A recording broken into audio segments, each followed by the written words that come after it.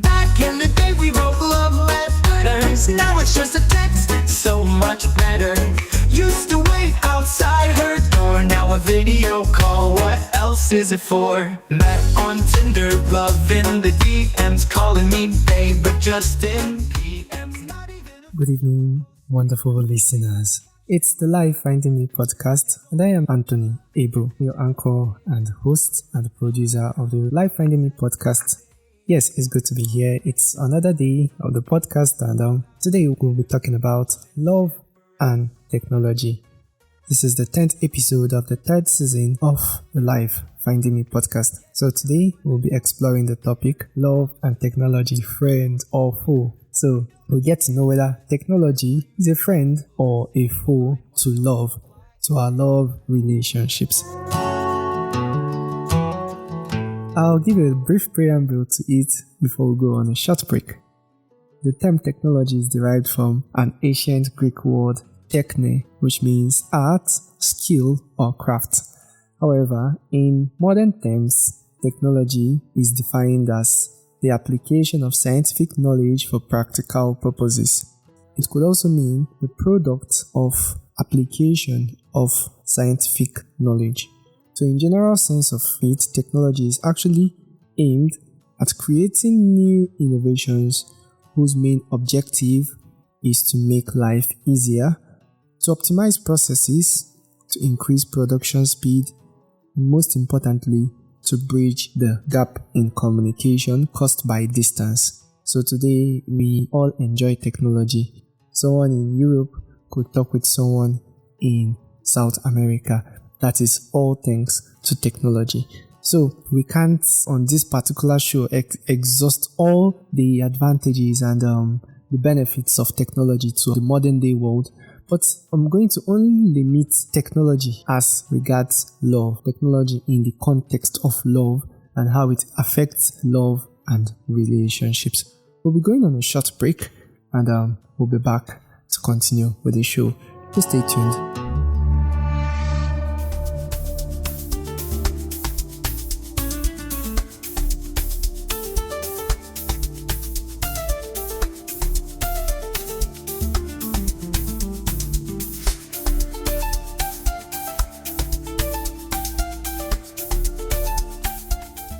Adulthood na scam. The very famous Nigerian phrase that summarizes most Nigerian adult experience navigating through life. Hello and welcome to the Life Finding Me podcast, where we dive deep into the beautiful and ever-evolving journey called life. And on this space, we'll be sharing reflections, stories, and lessons drawn from different stages of life, from different backgrounds and experiences. We all see life from different lenses, shaped by where we've been, what we've faced, and how we've grown. From the quiet victories to the loud challenges, the unexpected turns, and the moments that really count, we'll be here to talk about it. Are you ready for honest conversations, thoughtful insights, and maybe a little inspiration? Remember, I am no expertise on this, but as a fellow sojourner, I'll be here to talk about my bits and pieces along with other persons who would share their stories with us. Let us take this journey together, one story, one heartbeat, one thought at a time. Hello, and welcome to the Life Finding Me podcast.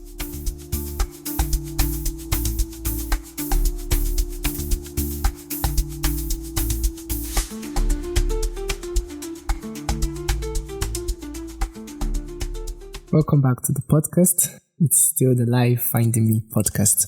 So we are exploring the topic love and technology, friend or foe.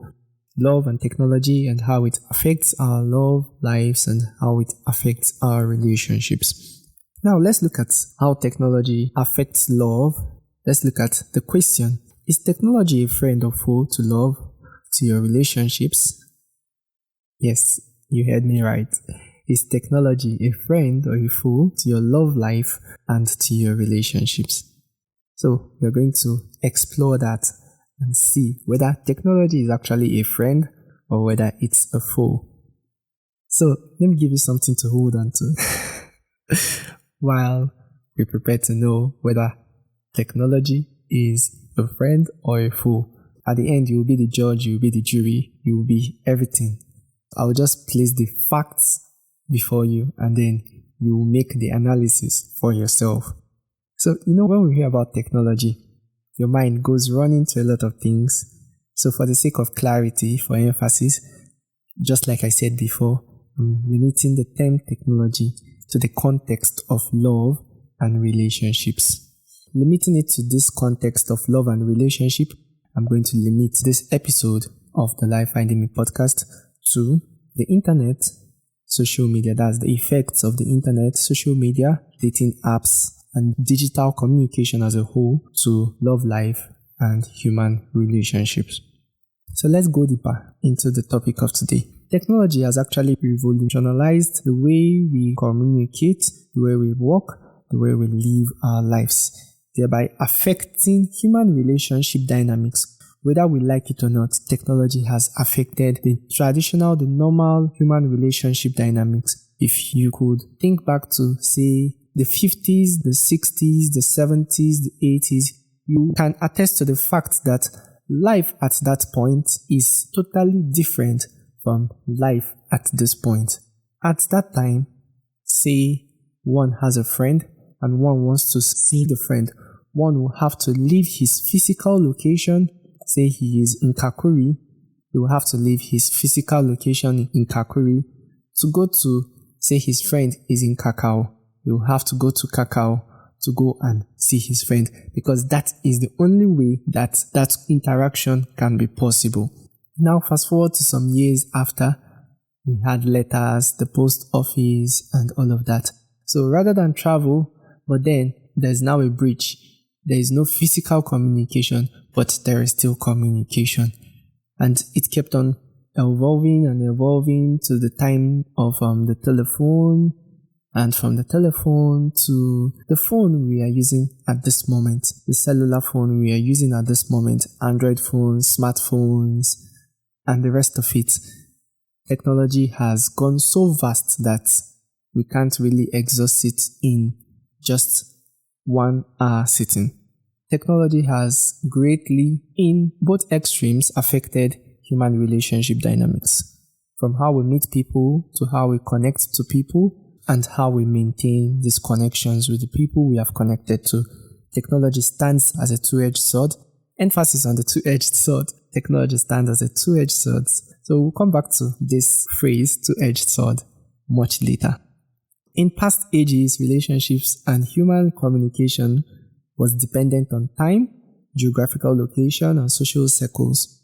But today, in this time and age, you can say that connection is just a blink of an eye, a flick of the finger away. Technology has enhanced communication through texting, through voice and video calls, that now you don't actually have to load a recharge card per se to call. Once you have data, you're just a call away. And just like I said, a blink of an eye away, a flick of the finger, just milliseconds or just say seconds away. And not just voice calls, but we could as well have video calls where you get to see the person you are talking to. You get to have FaceTime in quotes with the person you are calling.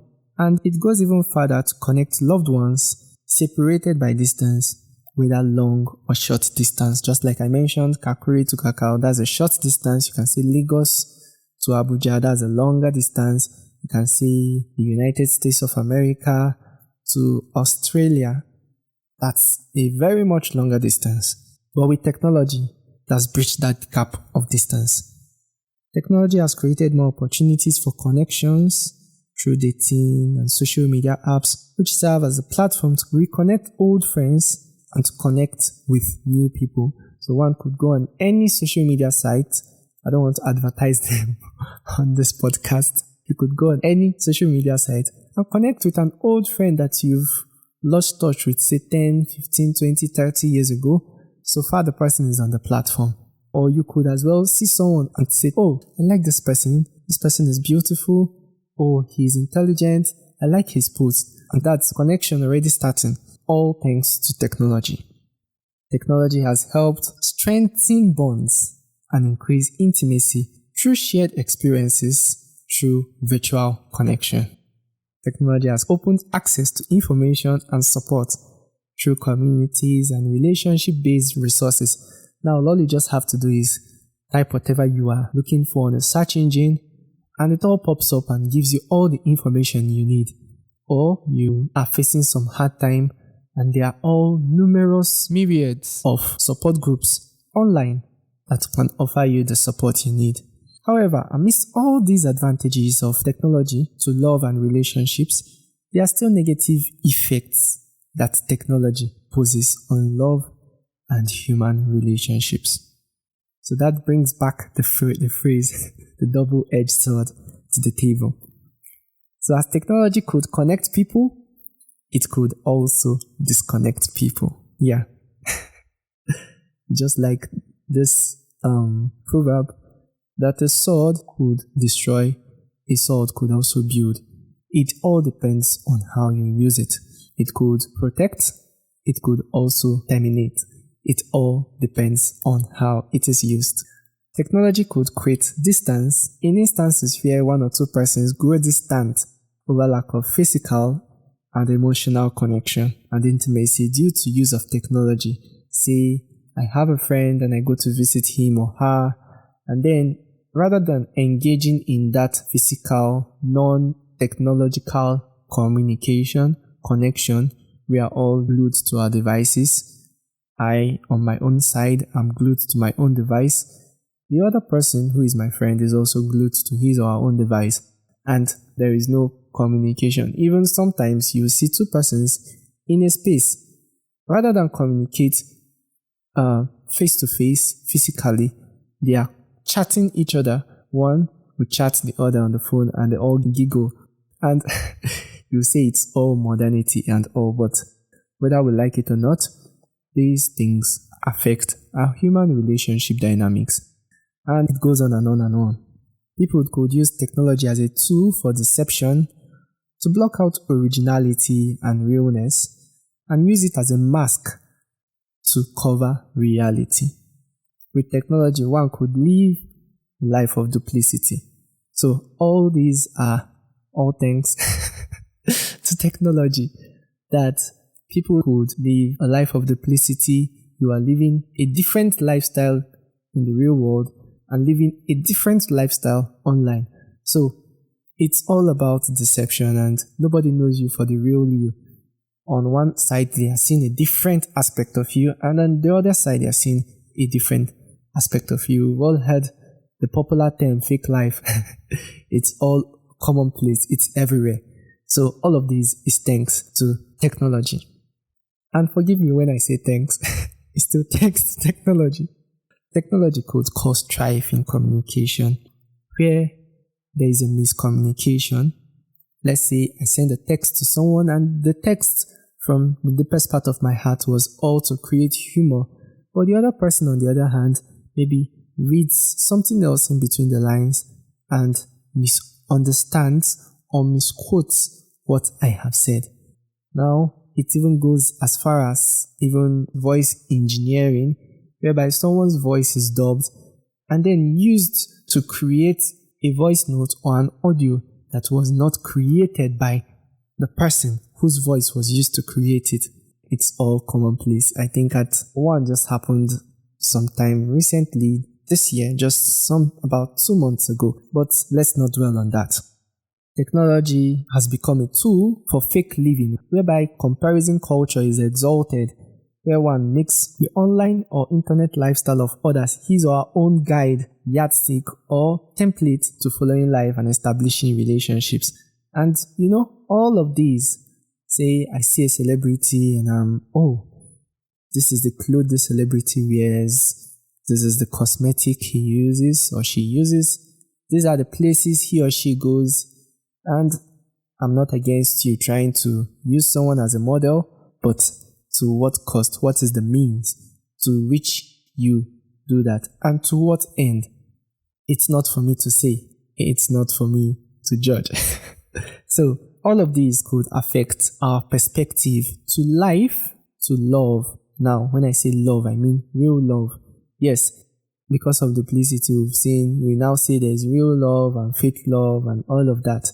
But love is love. Real love is real. It all affects one's perspective too. Real love as like imagining a rose flower without its thorns. Sometimes we say love is meant to be sweet, love is meant to be, we have an idealistic perspective or approach to love that it has to be devoid of suffering, devoid of sacrifice, devoid of pain, and all about sweetness, comfort, coziness, and all of that. Because that is what we have been meant to believe by the social media. When you go on social media, you see all things so glamorous, so cozy, so sweet, so interesting that you fail to ask, how perfect can this be that it is this perfect? And remember, we human beings, we are imperfect beings. So how could someone who is imperfect produce something that is 100% perfect? That is why even when things are invented, they give you if it's a technological device, or they'll give you, what class of precision is it? Is it a class A, a B, or a C, or a D, or an E? If it is a drug, they'll give you the percentage to which its effect could go. So nothing is 100% perfect. That is one thing about life.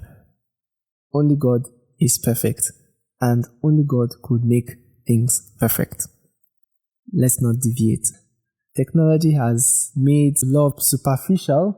It has brought about what I will call celebrity love. That's made it commonplace.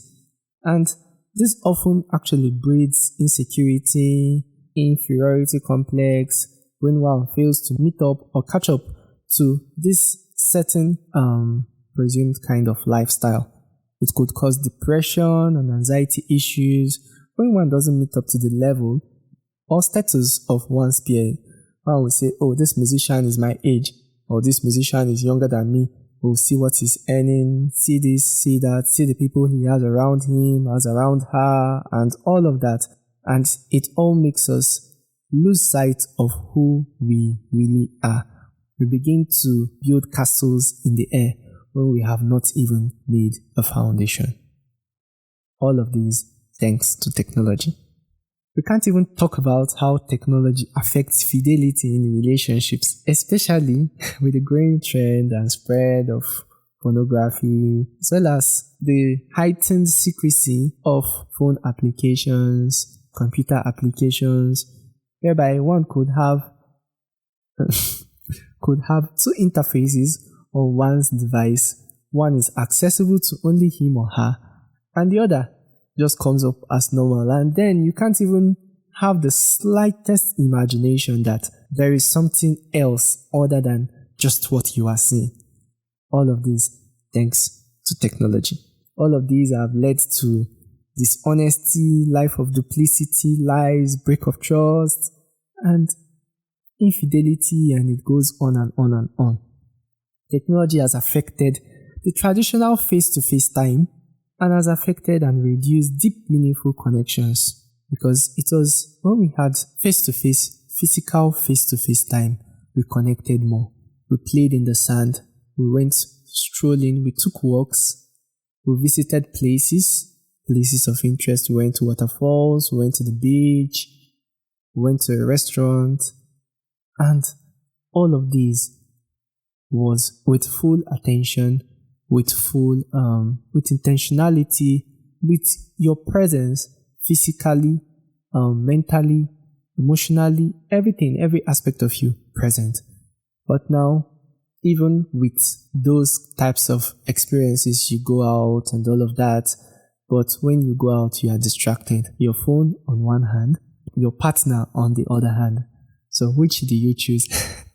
So it all goes on and on and on. All thanks to technology.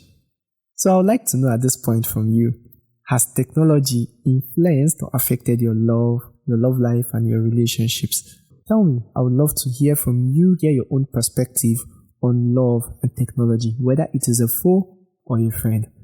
And you can do that by commenting in the comment section. I would like to hear, what is your own perspective on love and technology? Is it really a foe or is it a friend? how has technology influenced or affected your love life and your relationships?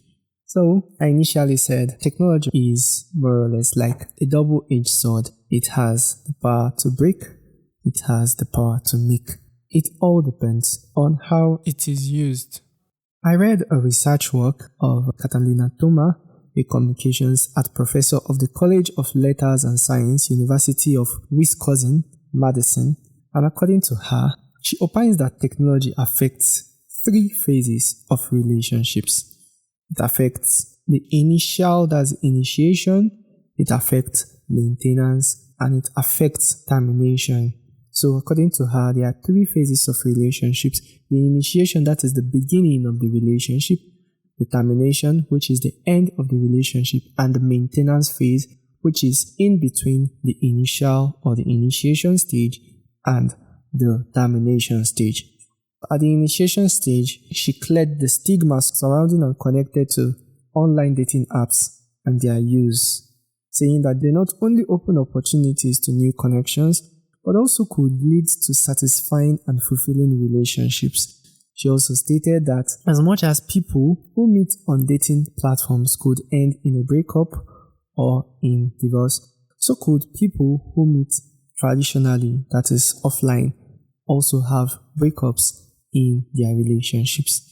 According to her, texts like memes, jokes, funny stories, and all of that, which might actually seem superficial or frivolous, are actually quite important in human connection from the psychological point of view, because this helps you, it gives you a deeper insight to knowing this person, to communicating, to connecting deeper with this person.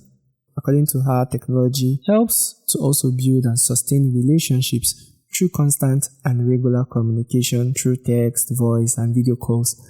Say, for instance, now I may be at work and I can be communicating with someone who is miles away in a different location. That connection is sustained, devoid of the fact that we are in 2 different locations. We are geographically separated by distance. But still we could communicate. And then at the termination phase, she stated, and I quote, "At the end of the day, all romantic relationships will end. Either the couple breaks up or one of them dies."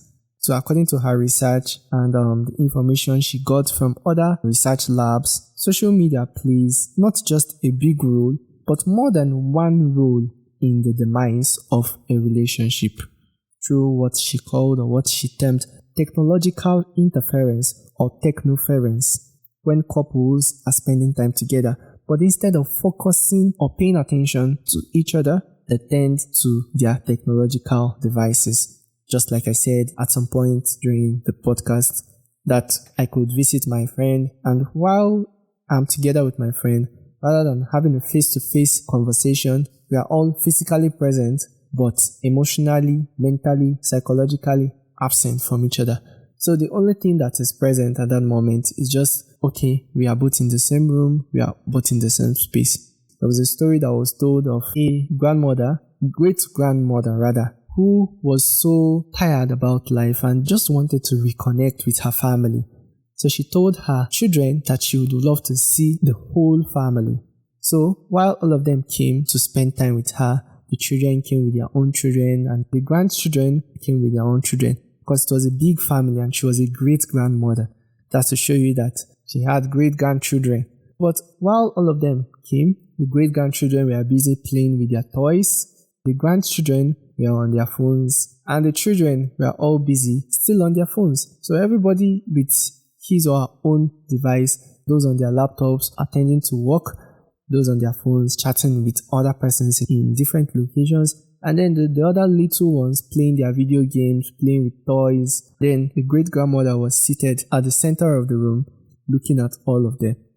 I could sense from her own feeling, okay, what's now the essence of this meeting if all of you are all glued? So at the end of everything, they all retired back, and she was even in a more devastated state than she was before they came. All of these because of technology. Instead of focusing on each other, paying attention to each other, they are all glued to their own devices.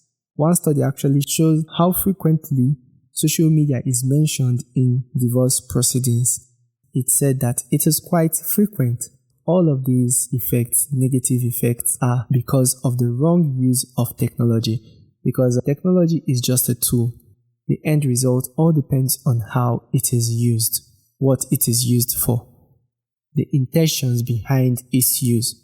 So, in all of these, all we need to know is balance. Balance, the key to mastering technology.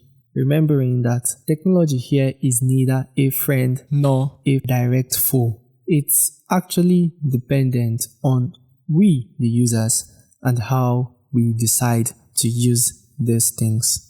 So rather than being servitude or being a slave to technology, we can decide to become masters of technology, whereby these things do not control us, but rather we control them. So, and how can we become masters of technology? By 1, setting boundaries, giving ourselves a time limit. Okay, when I am with my family, I should drop my devices. Or when I need to sleep, I should drop my devices. When I am at work, I should drop my devices, so that you could have that maximum focus, maximum concentration, either on work and productivity or on meaningful relationships. 2, prioritize face-to-face time or screen-free time. You could say from so time or so time of the day, I shouldn't be on my devices, be it TV, be it your cell phone, your smartphone, be it your laptop. You should drop this and focus on building natural human connection. 3, practice digital mindfulness.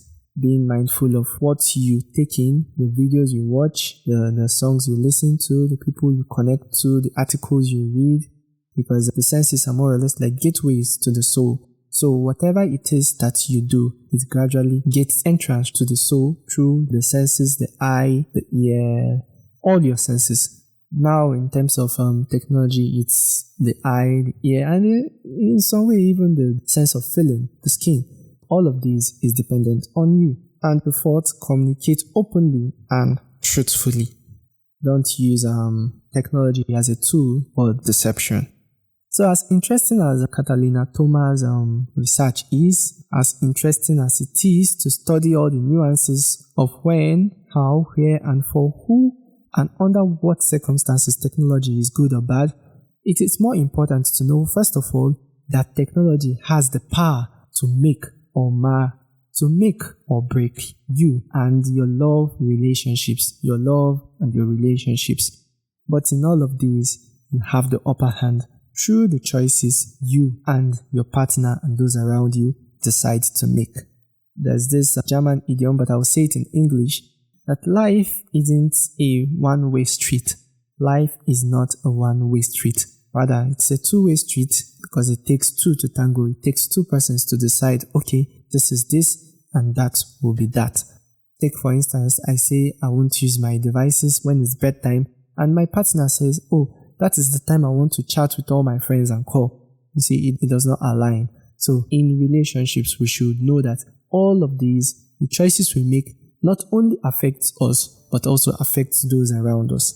And why I pray that you decide right and hope that you learn the art of balance in not just love and relationships, I also pray that you make the right choices in life in general.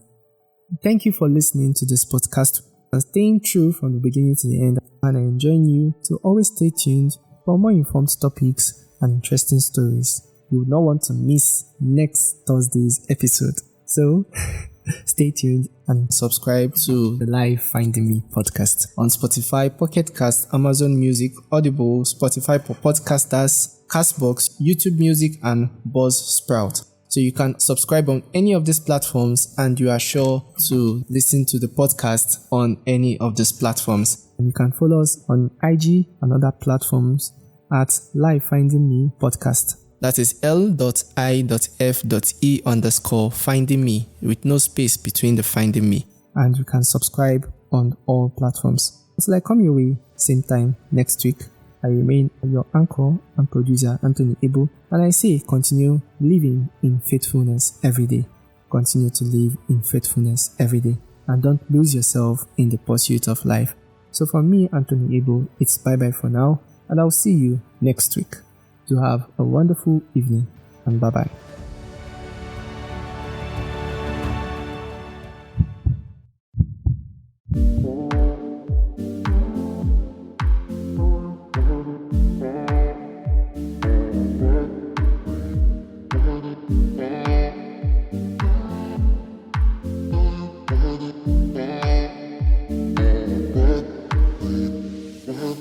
This is Life Finding Me, the podcast where faith meets vulnerability and purpose is uncovered one story at a time.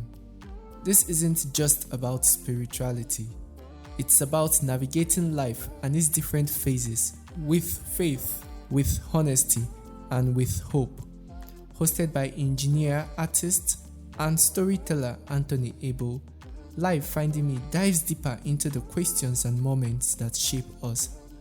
From soul-stirring spoken word to raw reflections on trust, patience, love, and growth. This podcast is your weekly reminder that you are not alone on this journey. So whether you are healing, building, or just trying to make sense of it all, tune in, lean in, and let's find life together.